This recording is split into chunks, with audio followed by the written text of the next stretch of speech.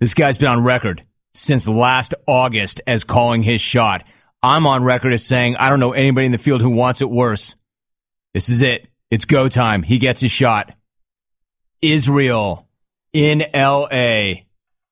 Israel, go. Yo, hot sauce in my bag. Hot sauce in my bag. Smack off 2012. I hope I don't get ran or run out of time. Before I go further, I got to give thanks to my Lord, the big homie Jesus, for bringing me through muck and mire. I live by 3 F's, Romy. Faith first, family second, fools last. So, third things first.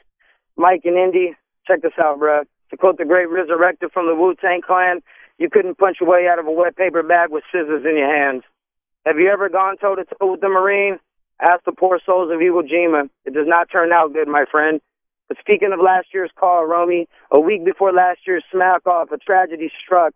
My brother-in-law took his own life because he fell off the wagon, and he was so guilt-ridden, and he felt like such a loser that he couldn't do it.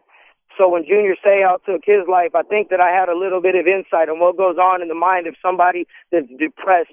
These guys are given godlike power. They're deified. They're idolized. They're worshipped. And even when they're going through struggles and trials, look at Kobe Bryant. When they're on the court, when they're on the field, they have something to take their mind off of the situation that's going on. And then all of a sudden, when you take the sports away from them, they got nothing. And you expect them to go to mowing lawns, dropping the kids off at soccer, or being a PTA dad. It just doesn't cut it. And then when they're suffering from, brain damage, which is chemical imbalances that the brain produces so that you can deal with the regular stress and traumas of life, now that's all messed up.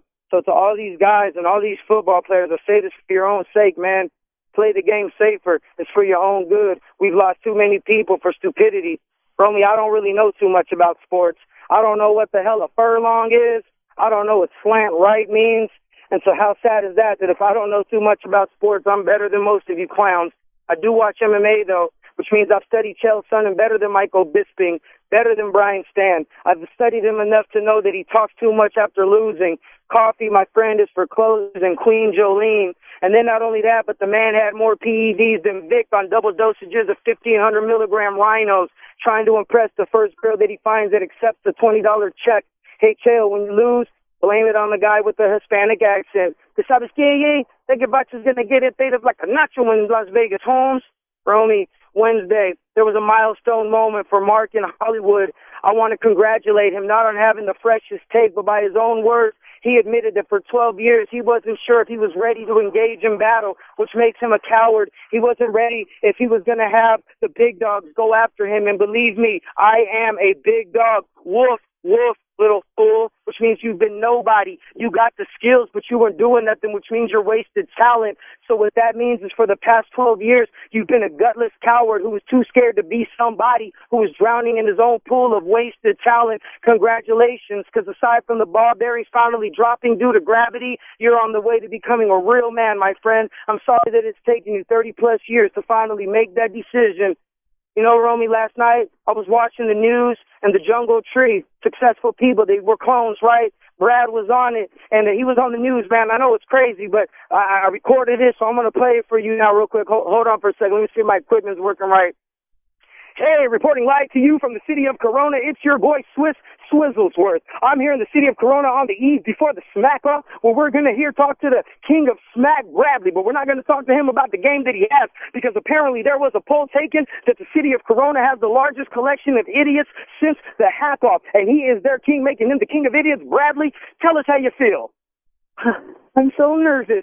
Yes, Bradley, most people would feel nervous on live TV in front of millions of people. But Bradley... That's not a good call. No. Israel, my man. I don't like that call.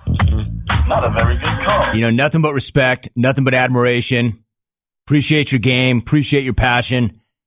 In the end, it wasn't going anywhere. Or it wasn't going anywhere where I needed it to go. I hate to have to do that.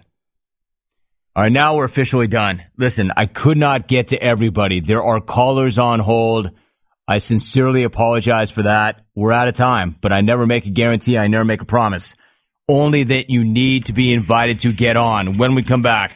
Maybe the toughest decision we've ever had to make. Smack Off 18, Smack Off 2012. Who do you think has this thing? Hit Twitter hard in the next few minutes. Get your vote out there right now. the XR4 Ti comparing notes.